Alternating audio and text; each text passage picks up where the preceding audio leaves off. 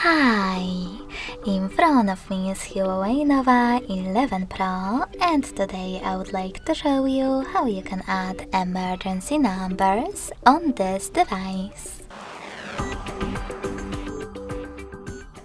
First of all, go into Devices Settings and scroll down to access Security. Following that, scroll down again and tap on Emergency SOS. Then click on Emergency Contacts and tap on Add Emergency Contacts at the bottom. Now just click on the one that you wish to add.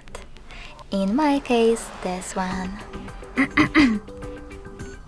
If you wish to notify this contact right away that you added them as an emergency one, select OK in Notify Contact pop-up.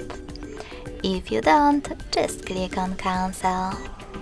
You can do exactly the same for your second contact and even the third one.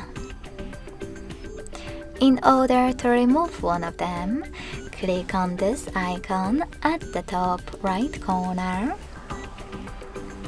and select X next to the one that you wish to get rid of. Then hit Remove in the pop-up. Thanks so much for watching. If you enjoyed this video, don't forget to leave a like, comment and subscribe. Bye!